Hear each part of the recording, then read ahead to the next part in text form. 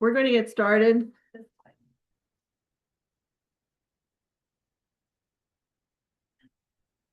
Next, we're going to hear from Supervisor, Office of the Public Defender, Rachel Thompson, and Lezlie Kiaha, Deputy Public Defender, about what happens to defendants once they're found fit to proceed.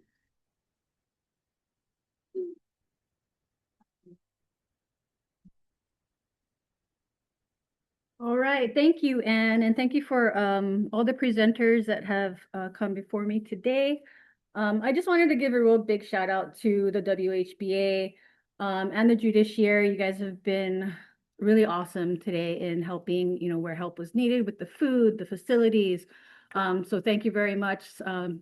Real big mahalo to Miguel Amatis.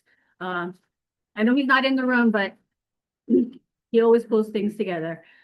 All right, so welcome back. I hope everyone is re-energized and reinvigorated for this next portion of our training.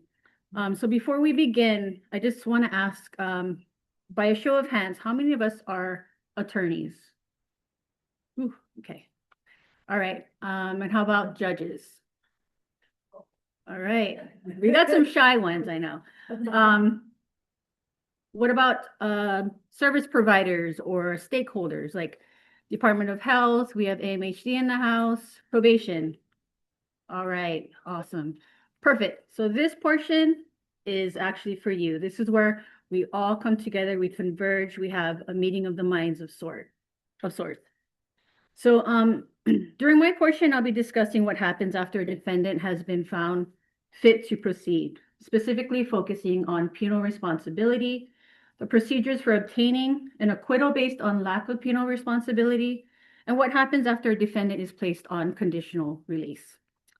Now, under Chapter 704, the procedures can be a little confusing because competency and penal responsibility often get lumped together.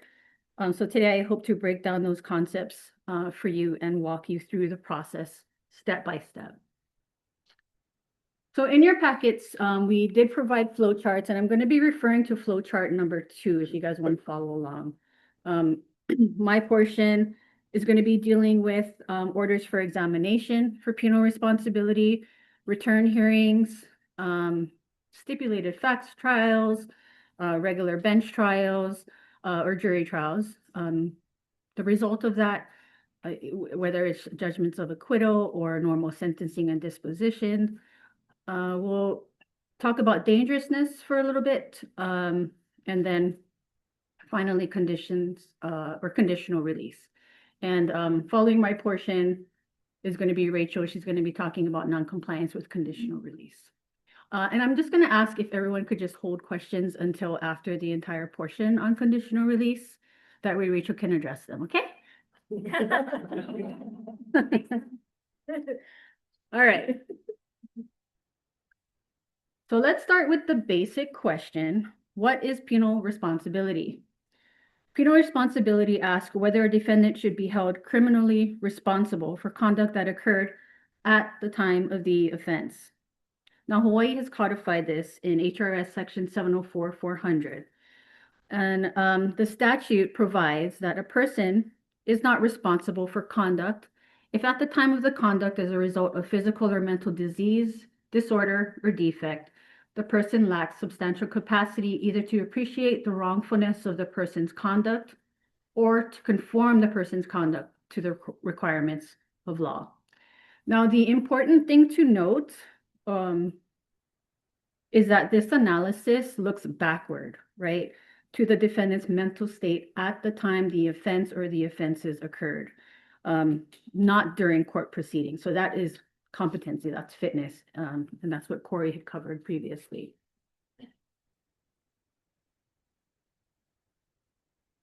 All right.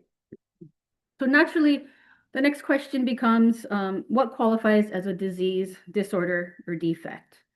So I only practice here in the Third Circuit, and typically the courts commonly consider conditions such as schizophrenia, bipolar disorder, traumatic brain injuries, dementia, intellectual disabilities, epilepsy, and other neurological disorders. But there's also an important limitation built into the statute. The statute does not include when a defendant repeatedly commits crimes or engages in antisocial behavior. I think Dr. Shields would appreciate that. He's always reminding us in practice that, if somebody is diagnosed with an antisocial behavior, a penal responsibility defense usually doesn't qualify. And simply engaging in repeated criminal conduct or antisocial behavior does not, well, I already said that it doesn't qualify someone for this defense, but the legislature did intentionally draw this distinction because penal responsibility is based upon a genuine medical or psychological condition, not just bad behavior.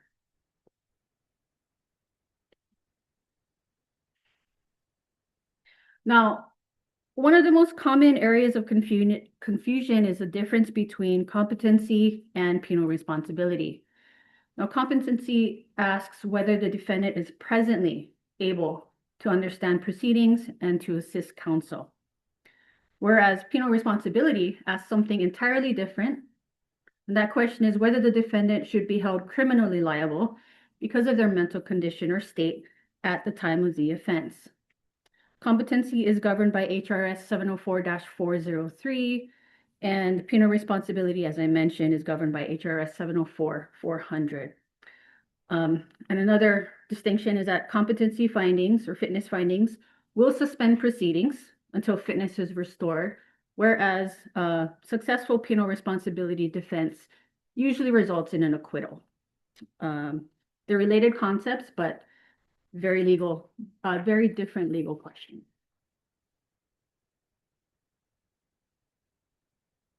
All right. Now, Dr. Bauer-Smith touched upon the standard that we follow here in Hawaii, and I'm just going to reiterate what that is. So Hawaii follows the American Law Institute's Model Penal Code, not the traditional McNaughton Rule, which is significant. The older, more traditional McNaughton Rule focuses almost exclusively on cognition. That is, whether someone knew what they were doing was wrong, or whether someone knew what they were doing was wrong. This is also known commonly as cognitive capacity. So the old approach dealt with just one prong, whereas here in Hawaii, we adopted a broader approach. We asked whether the defendant lacked substantial capacity either to appreciate the wrongfulness of the conduct or to conform that conduct to the law, just to repeat. And that second part, the inability to control one's conduct, is sometimes referred to as the volitional component or volitional capacity. So, we consider both, and that's the standard that we use here. Our legislature intentionally chose this broader standard when it enacted the Penal Code in 1972, for all you history buffs, and for those of you like myself who ask what an acronym actually stands for and where these rules were developed. The ALI's Model Penal Code is, I've learned, is a model criminal code developed by the American Law Institute to help states modernize and standardize their criminal law. So it's not binding, it's not federal law, it just serves as a model that state legislatures may adopt in whole or in part.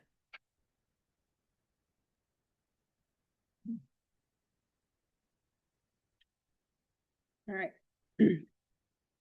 So what are the steps for a penal responsibility examination? A penal responsibility defense is an affirmative defense that must be proved at trial by a preponderance of the evidence. If a defendant's fitness has been an issue in a case, penal responsibility may only be addressed after the defendant has been found fit to proceed.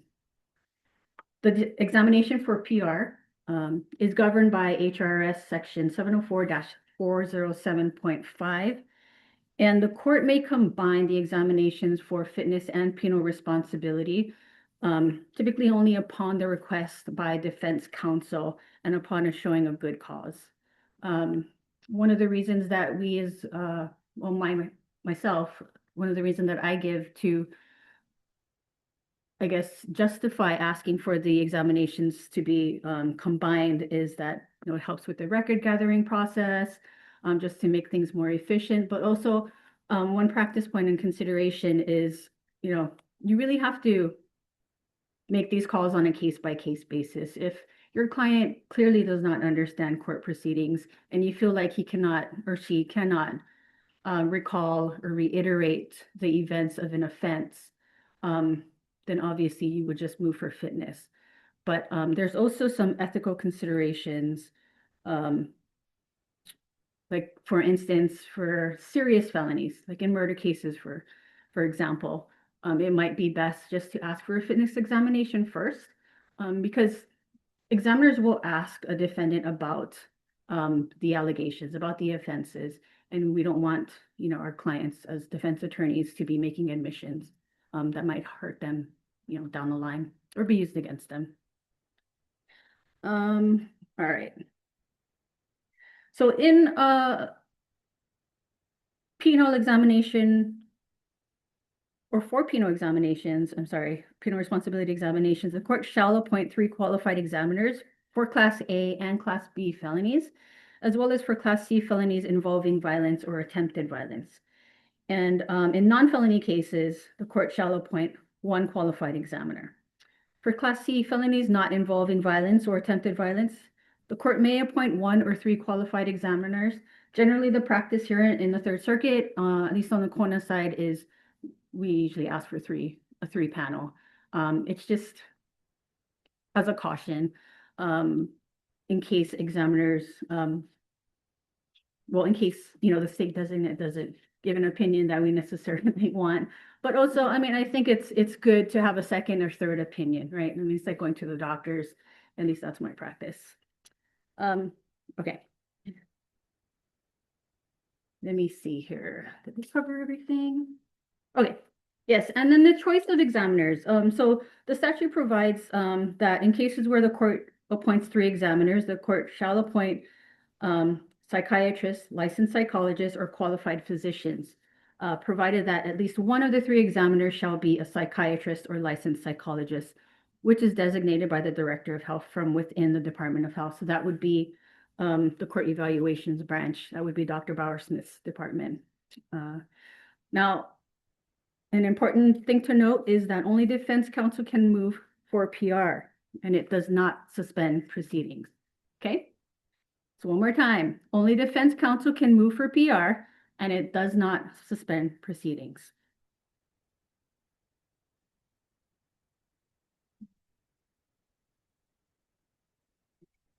Now, after the examinations are completed, the court conducts a return hearing. At the return hearing, the court will usually accept the examiner's reports and have those reports filed in the case. Now, Corey did mention Civil Beat versus Miley. Typically, defense counsel has a duty, if they want to seal the reports, the defense counsel has to do it within 10 days. Otherwise, the clerks will unseal those reports. So practically speaking, here in Kona, Judge Luis, even Judge Suchia, what we do is we make oral motions to seal the reports. And on the record, for example, I will just say the basis for my request is that I believe that, the confidential nature of the information contained within the reports outweighs, the right of the public to have access to those reports. So it's as simple as that. And it's been really helpful that the judges are allowing us to just make oral motions. But as defense attorneys, make sure you are making these motions and at least consulting your clients about the fact that they might not be confidential. Okay. Now, parties may stipulate to the reports if there is an agreement that defendant is not penally responsible. This happens typically in situations where the majority of the examiners agree that defendants lack PR. Now, if everyone agrees that the defendant does in fact qualify for the defense, the parties may proceed through a stipulated facts trial. If the parties do not agree, however, defendant may elect either to proceed by way of bench or jury trial. And the trial proceeds normally and defendant presents their affirmative defense, which I know we have a lot of attorneys in the room. What is the standard at trial for a PR defense? Anyone? I just said it. By a preponderance of the evidence. All right. either way, if the defense is successful, the defendant is acquitted, unless found to be dangerous. So that's another component of asserting the PR defense. So the next question naturally becomes whether the defendant should be committed or conditionally released. All right, sorry that the text is so small, but this is the requirements for a stipulated facts trial at minimum. If the parties agree to stipulate to a finding by the examiners that defendant lacks penal responsibility, there are several important requirements for the stipulated facts trial. The defendant must knowingly waive constitutional trial rights. That includes the right to testify, right not to testify, the right to call witnesses, and the right to cross-examine witnesses. The defendant must understand the consequences of the proceeding, mainly that a stipulated facts trial will result in the court determining their guilt or innocence based on the facts that are submitted to the court. So the facts are submitted to the court by way of exhibits. Here in Kona, what we usually do is we put together a trial packet. Those exhibits will include the charging document, the police report, and the doctor's reports.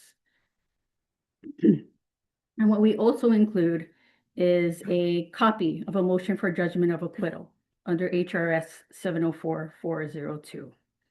So even though the parties agree to do a stipulated facts trial, it's still important to build a complete record because the court is making findings based upon those stipulated facts. It's still a trial.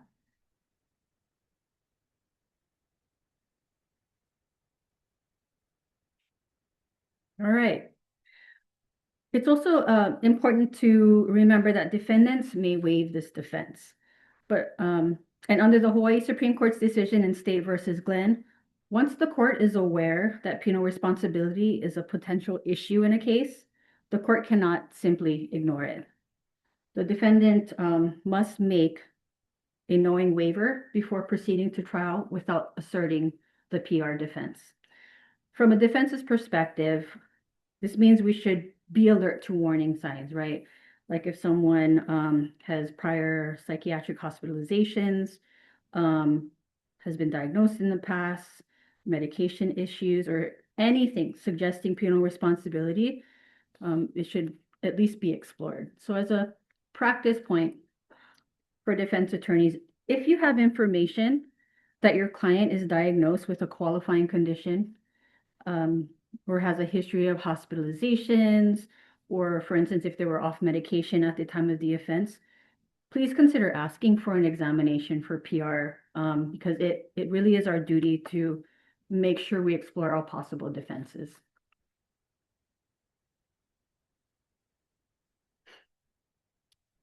Okay. So I know I mentioned dangerousness as the next component, and this is all before someone can actually be placed on conditional release. After an acquittal, the analysis isn't over, right? The court must then determine whether the defendant presents a danger to themselves, to other people, or to the property of others. If so, the defendant is committed to the custody of the Director of Health. If not, the court may order conditional release with appropriate supervision and treatment. Now, prior to the court placing a defendant on conditional release, it's highly encouraged and preferable that the court and the parties have already discussed the case with the forensic coordinator. And oftentimes in practice, I'll get on the phone with Dr. Shields at the very least on an email thread, just letting him know, hey, this person is going to be out in the community. We got to link him up with AMHD or, any other services that they may need. So we should probably get Dr. Shields' number up on one of these slides so that we have his contact information. But yeah, if somebody's going to be released to the community, they are going to be placed with AMHD, with a caseworker. So please contact Dr. Shields. Now, one thing I failed to mention is that the MH 3.2 is a form that is required, and it includes an attached conditions of release that should be fully completed at the time of the hearing. The defendant should sign the last page of the conditions of release in open court, and they usually do. and a copy of the order and attached conditions of release must be provided to the defendant. The clerks have been really great about doing this. I know probation, at least upon the initial or one of the first appointments that they have with our CR clients, they'll usually review those conditions of release with them again. So the defendant will be ordered to report to probation immediately following the hearing, and that is when their supervision with the court begins.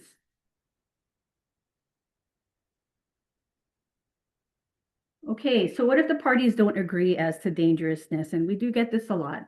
The prosecutor has one set of facts, we have another side of the story. But in that situation, the court will set an evidentiary hearing on dangerousness, and they will order an evaluation, a separate evaluation. This is apart from the penal responsibility examination. The court then determines on a return hearing or at a return hearing whether the defendant can safely remain in the community under the conditions or whether commitment is necessary. Now, if at the hearing the court makes a finding based on the evidence received and in the record that defendant can adequately be controlled in the community, subject to conditions, defendant is placed on conditional release. All right.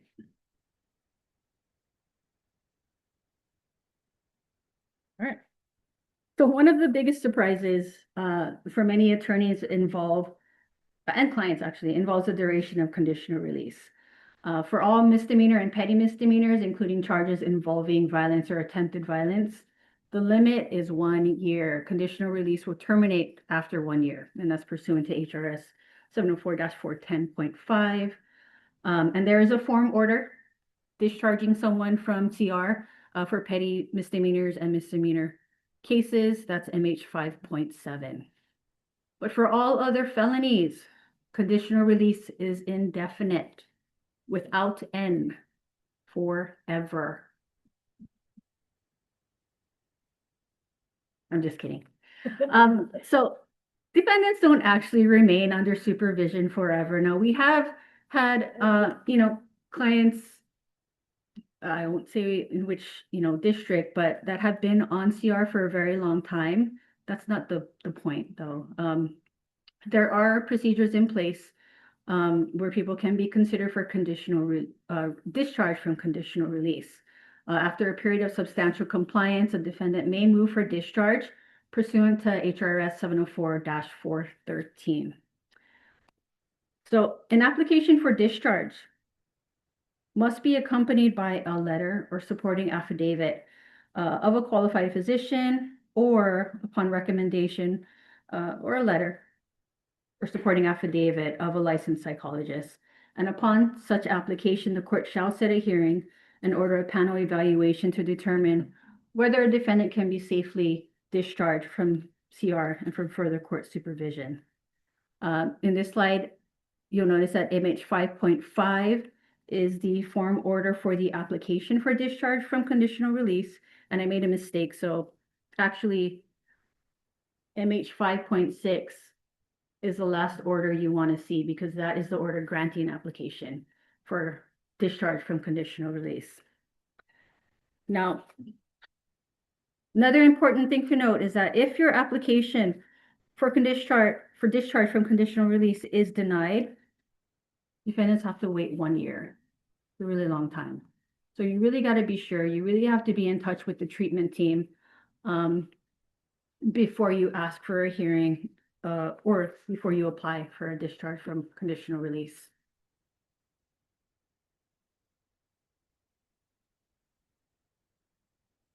And modifications for conditional release is also governed by HRS 704-413. Even if discharge isn't appropriate at any given time, conditions can still be modified. So again, a supporting letter or affidavit by either a physician or, a psychiatrist or a licensed psychologist is required. And the court orders another evaluation and decides whether changing the conditions can safely occur. This does allow the court to gradually reduce restrictions for somebody that is making progress in the community. And obviously that's what we want. so that we can support a request for discharge from CR. Now, an application for modification of the terms and conditions, it's the same process, different form. It's a MH 5.3. And upon such application, the court will set a hearing again and order a panel evaluation to determine whether release conditions may be safely modified. If after the hearing, the court grants the application, the court should then enter an order granting application for modification. That is form MH 5.4. You guys don't have those forms available to you just yet, but Ann did announce earlier that we will have a Google Docs drive with all the form orders, and I'm super excited for that because I know that the Forms Committee has put in a lot of hours, and especially Corey here. So I'm just referencing these so that you can later go back and hopefully remind yourselves of what you need. And just like the application for discharge from CR, an application for modification of CR terms, if denied, the defendant will have to wait another year to reapply. All right, so to wrap up my portion, there are really three major takeaways I'd like everyone to remember. First, competency and penal responsibility are different legal concepts that answer different questions, right? Second, a successful penal responsibility defense results in an acquittal, not a conviction, but it often leads to conditional release or commitment depending upon dangerousness. And finally, conditional release is not necessarily permanent. The statutes provide mechanisms for modification and eventual discharge when appropriate, which is the ultimate goal. Thank you so much for your time. I'm going to turn the floor over to Rachel. She's going to be discussing non-compliance with conditional release.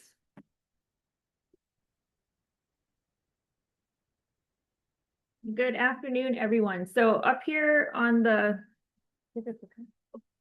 okay, sorry. We have the flow chart number 4, which everybody has in there, which kind of goes through the process for how we deal with non-compliance for individuals who are placed on the community on conditional release after having been acquitted for lacking penal responsibility.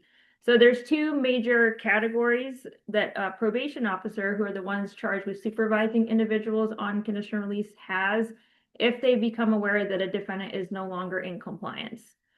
So the two procedures are moving forward with a 72-hour hold, which is also known as temporary hospitalization, or the prosecutor can file a motion to revoke conditional release.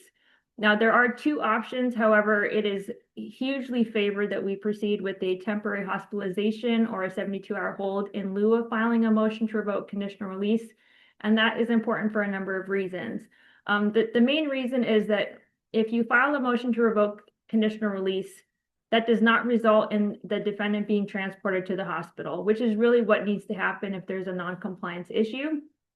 The only way that an individual on conditional release can be taken to the hospital for non-compliance is through a temporary hospitalization request or a issuance of a 704 bench warrant, which is how we get them transported to the hospital. If there is a motion to revoke CR and there's not an accompanying temporary hospitalization request, the defendant cannot be held. They cannot be put on any kind of bail conditions because they have been acquitted. So if you want the defendant to be placed in the hospital, you must file the declaration supporting temporary hospitalization and ask the court to have the individual committed. Once there has been a temporary hospitalization request made by the probation officer, there are two routes for the individual to make their way to the Hawaii State Hospital. If the probation officer has good contact information for a defendant, they can have them come to court, and then the court can commit them at a hearing regarding the return on the temporary hospitalization request. If that happens, the individual must be transported within 48 hours of that hearing, committing the defendant to the Hawaii State Hospital for a temporary hospitalization. If the defendant's whereabouts are unknown, for example, if they've absconded from their group home or treatment, then there is a mental health bench warrant that is requested. That's a form order that's included in the temporary hospitalization packet in the new forms. That once served on the defendant must be transported to the Hawaii State Hospital within 72 hours. There's no separate transport order that is required. All of the language is included in that bench warrant so that we can effectuate getting someone to the hospital as quickly as possible. Sorry, I should have clicked to the next slide. So yeah, so we commonly refer to the 72-hour hold because once an individual has been served with the bench warrant for noncompliance related to a temporary hospitalization, the court must hold a hearing on that within 72 hours. So that's why we call it a 72-hour hold. Because defendants do have due process rights, they need to be given notice about what the issues are and have a chance to be heard. The statute does not require an evidentiary hearing regarding a 72-hour hold or temporary hospitalization request. It just requires that the court hold a hearing within that 72 hours. At the hearing, at the discretion of the court can rely on the records and files of the case, including but not limited to the probation officer's declaration, which oftentimes includes like a letter from the defendant's treatment providers or case manager regarding the concerns for noncompliance. Noncompliance typically includes things like absconding from their group home, leaving a treatment facility, the defendant ceases taking their medication, has been skipping appointments either with their community-based case manager or other community-based services. So those are the types of things that we typically see. Also, if they're testing positive for substances and the probation officer or case manager has tried to kind of divert them back into treatment or get them reassessed and they're continuing to test positive or not engage in treatment, then we'll see them come in on these violations. Again, the 72-hour hold bench warrant, the no bail warrant, there's no separate transport order that's needed. This is part of why these forms were updated too for the bench warrants is that we have a lot of individuals just due to lack of resources here on the Third Circuit that are in group homes and placements on Oahu. We were having a lot of issues with the police department on Oahu being confused about the language in the old orders and not taking defendants to the Hawaii State Hospital because the prior language said they must appear before the court within 72 hours. And because the court is here on the Big Island, that was creating confusion and oftentimes these warrants were going unserved. So the new form orders should make it crystal clear. They go straight to Hawaii State Hospital. They do not pass go. They do not do anything else but take them straight to the Hawaii State Hospital. So again, the new form is MH 7.2. No bail can be set on these warrants. Like, absolutely, there is under no circumstance should a defendant be placed in custody at the Department of Corrections and Rehabilitation for any longer than that window to transport them to the Hawaii State Hospital. There should be no bail set. They should be not placed on any kind of bail conditions like supervised release. That's completely inappropriate as the bail conditions do not apply to acquitted defendants. So again, straight to the Hawaii State Hospital, do not pass go, straight to the hospital. So again, as I previously mentioned, that initial hearing must be held within 72 hours once they're taken into custody after being served with that bench warrant. Doesn't have to be an evidentiary hearing. I think depending on what court you're in front of and how your judge is, and also maybe based on what information is provided in the declaration, the court may not feel comfortable just committing the defendant up to that 90 days that's allowed in the statute. They may say, I want to have a hearing, which would require the testimony or other witnesses or other information to be provided. A lot of times what we see again is there's a declaration from the probation officer, which also includes either letters from the treatment providers or their case manager, kind of highlighting the litany of concerns that may be raised and why temporary hospitalization should be ordered. So typically the court has sufficient information to make a finding at that initial return hearing within that 72 hours, because the goal is to get the client back to the hospital so they can get treatment and hopefully get back into compliance. Another reason why temporary hospitalization is the preferred method is that there's a lot more flexibility for us to be able to stabilize an individual and get them back out on conditional release. So after that initial return hearing within 72 hours, the court can make the finding on the record that the individual would benefit from continued temporary hospitalization, and the court can continue the temporary hospitalization beyond the 72 hours after that initial return hearing. That has to happen within 90 days. So it's not an indefinite period. And the reason why is, again, we want to make sure that people aren't being committed to the hospital for longer than necessary. And the goal is to hopefully stabilize the individual and get them back out into the community. At no point can that temporary hospitalization be extended in excess of 1 year in total from that initial temporary hospitalization order.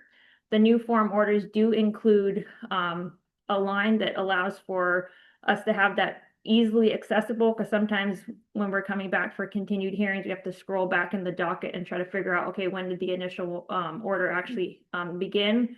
And if after that 1 year, the defendant is still on a temporary hospitalization status, then that's when the state would file a motion to revoke CR, and then the court can make a finding about whether the defendant conditional release should be revoked and they can be committed to the Department of Health.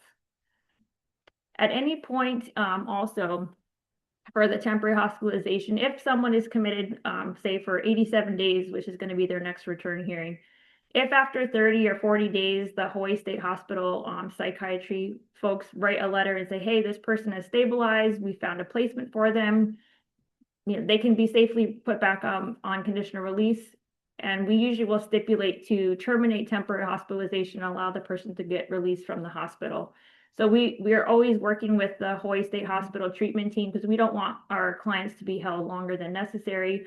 The hospital doesn't want them longer than necessary, and it's not to their benefit for these things to be delayed unnecessarily. I know here in Kona, we work really, really well with our counterparts at the prosecutor's office. And so the letters are filed in the docket. We all get notice about it. We communicate with the hospital and the courts, either to expedite advancing the hearing or we do it by stipulation. If at any point after an initial temporary hospitalization hearing has been held, if a defendant no longer wishes to remain temporarily hospitalized, the court can hold a hearing.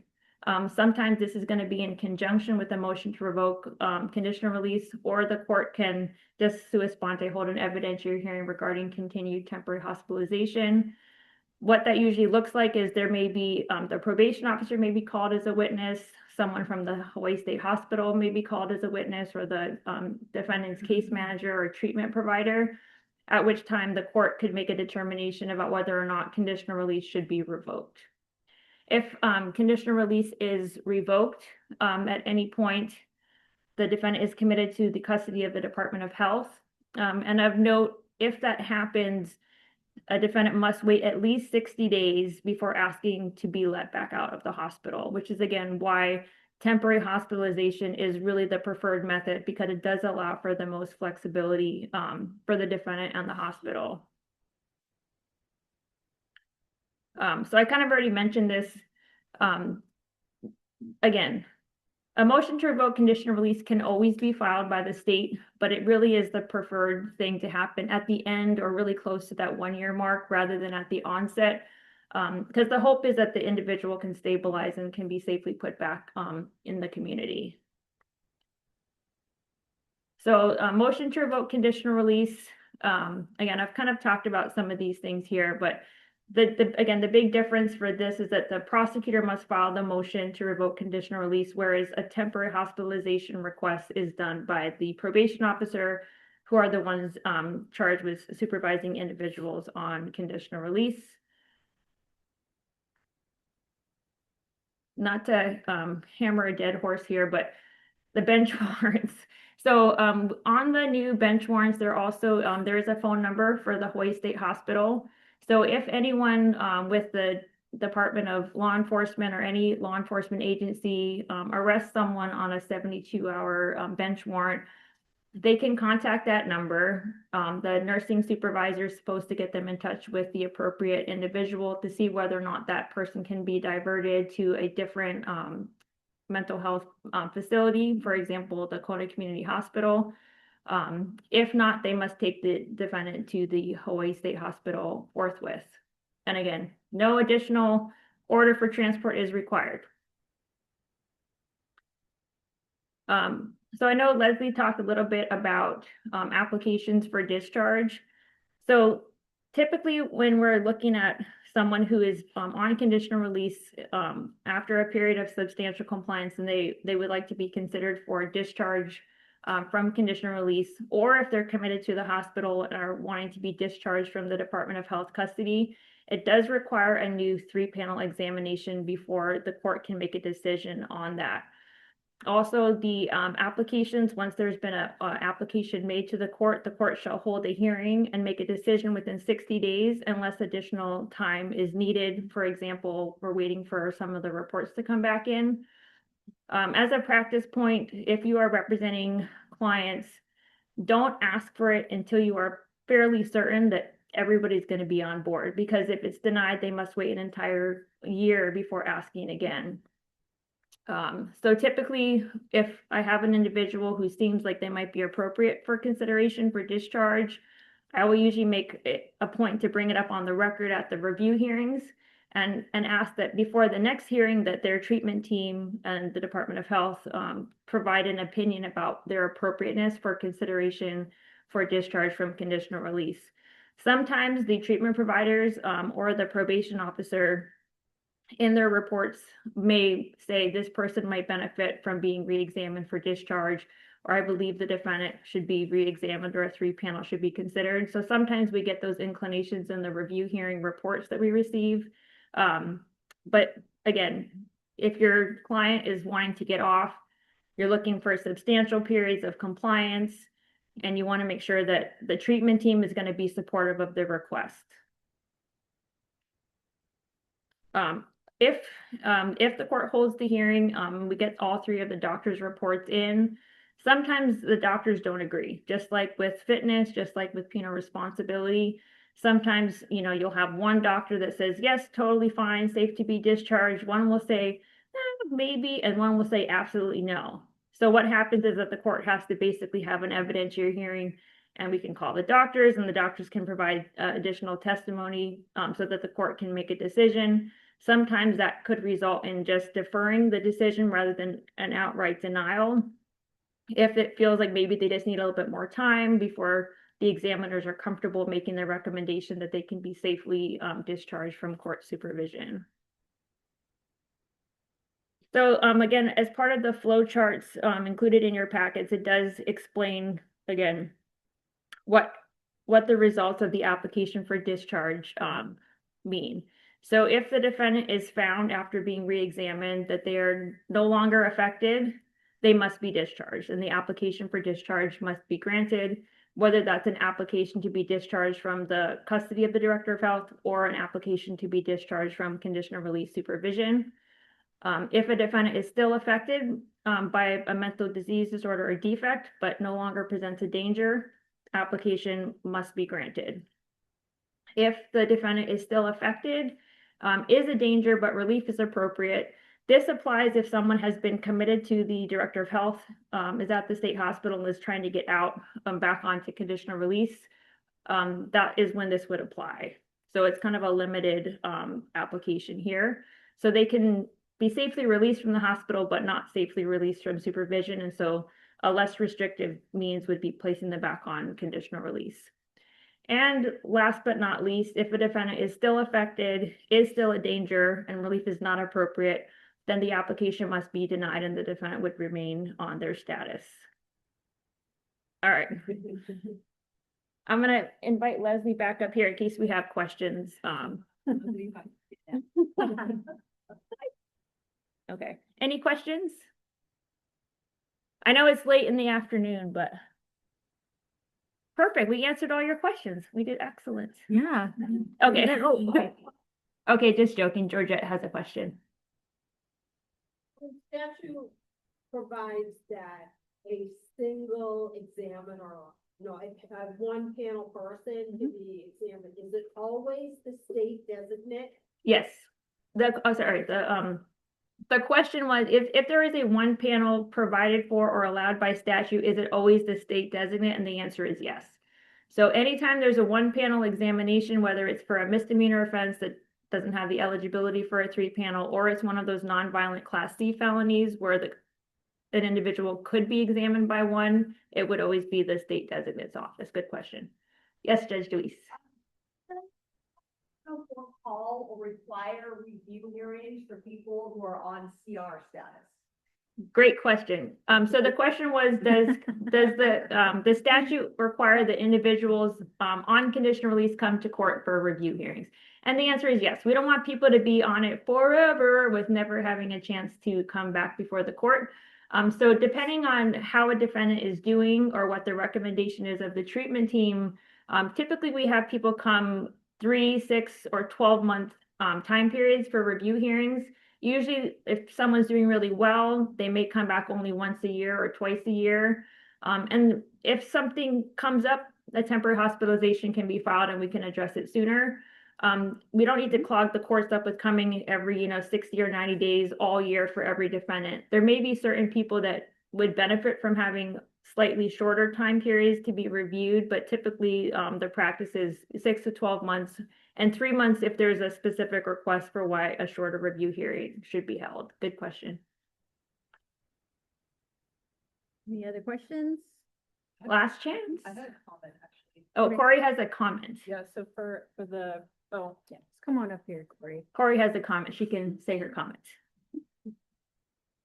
So I don't know if this is an issue that's occurring in all chambers, but I had heard from a court clerk that for these 72-hour hold temporary hosp orders that are supposed to be getting filed by the probation, because for CR cases, it's the probation officer that actually files the order, that sometimes they're coming up to chambers unfiled, and that that's causing issues for chamber staff. So I don't know if that was like a one-off issue, but if you're a probation officer and you're in this room, just know that you need to file the temporary hospitalization order with your declaration of probable cause attached.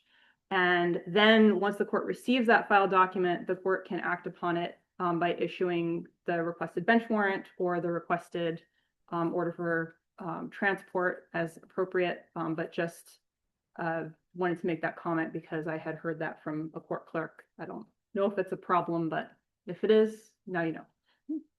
And just a reminder, filing a motion to revoke CR will not result in a temporary hospitalization. Okay, just a reminder. You must have the PO file the declaration. All right, thank you guys. Oh, that's a good pointer. So either we did our jobs well, or you are generally confused, but thank you guys so much for the time. Oh, Dr. Shields has a question. Yeah. No, it's okay. We got time.